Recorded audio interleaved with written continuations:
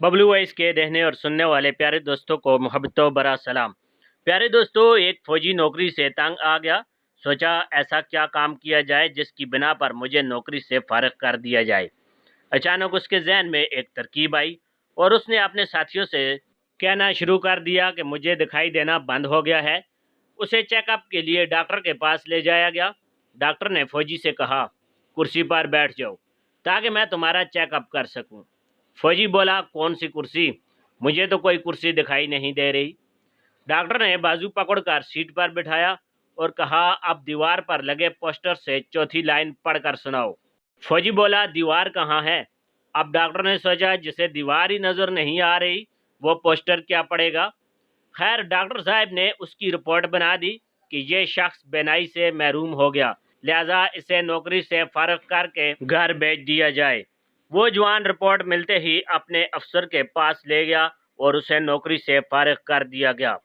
अब जवान ने गाड़ी की बुकिंग करवाई तो पता चला कि वो तो रात 1 बजे जाती है। फौजी ने सोचा, अभी तो 5 ही बजे हैं, वक्त गुजारी के लिए क्यों ना सिनेमा जाकर नई फिल्म ही देख ली जाए। वो सिनेमा जाकर फिल्म देखने लगा। जब फिल्म खत्म हुई तो सिनेमा हॉल की रोशनियां जली तो देखा कि वही डॉक्टर जिसने उसका चेकअप किया था बराबर वाली कुर्सी पर बैठा था। उधर डॉक्टर की नजर भी फौजी जवान पर पड़ी और डॉक्टर चूक कर बोला, तुम यहाँ क्या कर रहे हो? फौजी ने अनजान बनते हुए हाजिर दिमागी का सबूत देते हुए इंतहाई मासूमियत से पूछा, भाई साहब ये गाड़ी कब चलेगी? काफी देर से एक ही जगह खड़ी है।